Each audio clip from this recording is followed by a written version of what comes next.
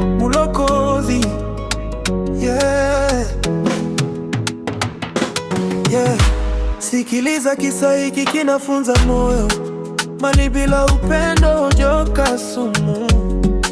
Hasara, hasara. Kulikuwa na wazazi waliishi kwa amani, walilea watoto wawili kwa jasho na imani. Mashamba, majumba walivuna kwa bidii, walitamani watoto waishi kwa umoja siku zijazo. Lakini siku moja wazazi wakafariki, nyumba ikajaa vilio, ndugu wakasikitika. Baada ya mazishi mambo yakaanza kubadilika, upendo ukayeyuka, tamaa ikaanza kumiliki. Mmoja akasema mali yake peke yake, mwingine akasema pana makakudawani. Badala ya kukaa chini wangekuwa amani, hasira zikawaka kama moto wa jangwani. Hasara, tamaa inaleta hasara.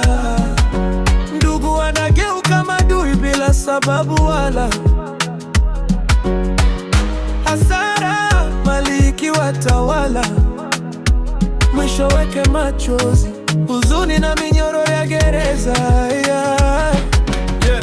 Siku moja wakakutana kugombania shamba, maneno makali yakageuka vita ya nguvu. Ngumi zikapigwa, hasira zikazidi panda, akashika kitu mkononi akampiga ndugu yake. Dakika chache maisha yakabadilika ghafla, mmoja kaanguka chini, pumzi kakata, ndoto za familia zikazimika papapo. Ndugu akageuka muuaji kwa sekunde moja tu. Polisi wakafika wamchukua mikononi, mahakama ikahukumu kifungo cha maisha gereza. Nyumba kabaki tupa, kuna aliyeirithi, maumivu yakabaki watu wote waliobaki. Hasara, tamaa inaleta hasara.